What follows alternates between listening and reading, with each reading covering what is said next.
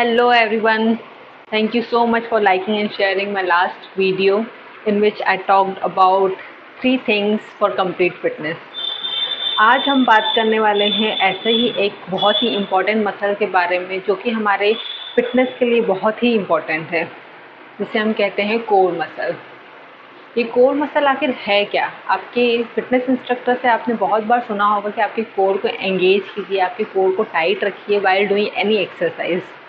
ये है क्या? इसे टाइट रखना या इसे एंगेज करना इतना इम्पोर्टेंट क्यों है? इससे क्या फ़ायदे होंगे हमें? इन सभी चीज़ों के बारे में आज हम बात करेंगे। तो let's start with understanding core है क्या, व्हाट इज़ कोर। बहुत सारे लोगों को ये गलतफहमी है कि हमारा जो कोर होता है वो सिर्फ ये हमारा फ्रंट पार्ट, जो अपर एब्स लोअर एब्स होते हैं वो होते हैं कोर। नहीं, ऐसा नहीं है। कोर जो है वो एक सेट ऑफ मसल्स है जो कि हमारे स्पाइन को कवर किए हुए हैं। जितने भी मसल्स हमारी स्पाइन को कवर करके रखे हुए हैं वो सब मिलाकर कोर कहलाते हैं। Like our upper ab, our lower ab, side oblique muscles, हमारा पेल्विस एरिया, हमारी बैक में जो लोअर बैक की तरफ जो भी मसल्स हैं सारे मिलाकर कोर कहलाते हैं। अब ये इम्पोर्टेंट क्यों है कि कोर को टाइट रखना है या फिर कोर को एंगेज करना है?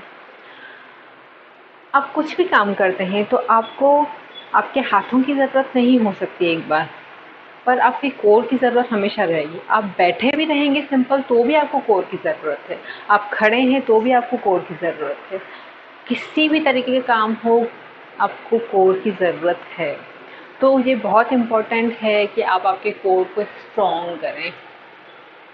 तो इसे स्ट्रॉन्ग करने के लिए हमें इसे एंगेज करना पड़ता है। कोई भी काम करते वक्त तो हम इसे एंगेज कैसे करेंगे, इसके लिए मैं 2 सिंपल से स्टेप्स बताऊंगी आपको, जिससे आप कोर को एंगेज कर सकते हैं। तो फर्स्ट स्टेप जो है वो है हमारा like this. You can see this natural curve here, which is because our spine is in S shape. हमारा स्पाइन इस तरीके से होता है, उस वजह से यहाँ पर हमें एक नेचुरल कर्व रहता है हर किसी को। इस कर्व को हमें स्ट्रेट करना है। वो कैसे करेंगे? हमारे जो पेल्विस मसल्स हैं उसे हमें हल्का सा इन करना है। You can see this?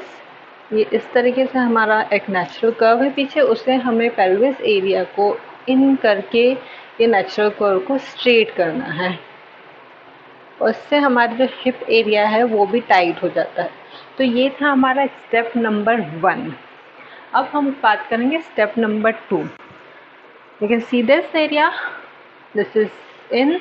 Now second step के लिए आपको पहले बहुत लंबी सांस लीजिए और आपके पेट को जितना फुला सकते हैं आप उतना फुला दीजिए, लाइक दिस। नाउ इमेजिन इस नेवल एरिया को आप अपनी स्पाइन की तरफ पुल कर रहे हैं और एक्सेल करते वक्त वो चीज़ करना है आपको, like this. Can see this? 2 steps simple. First is in and this in. Or you can imagine you are going for a photo shoot. You do this, right? This is the same thing you have to do every time you do anything. 2 step से आप आपकी core को engage कर सकते हैं। अब core engage करने से आपको एडवांटेज क्या होंगे?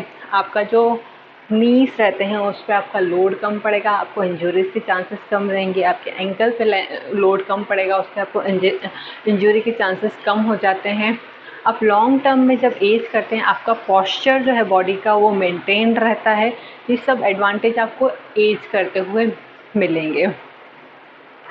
आपको इस चीज़ को सिर्फ एक्सरसाइज करते वक्त नहीं करना है, इसको हमेशा करना है आपको। आप खड़े हैं तो भी आपके कोर को एंगेज करिए, आप बैठे हैं तो भी आपके कोर को एंगेज करिए। अब वो करने के लिए क्या करना पड़ेगा? कुछ दिनों तक आपको पहले तो आपकी बॉडी को एफर्ट्स डाल के, कॉन्शियस एफर्ट्स डाल के आपको सिखाना पड़ेगा कि आपको कोर एंगेज रखना है।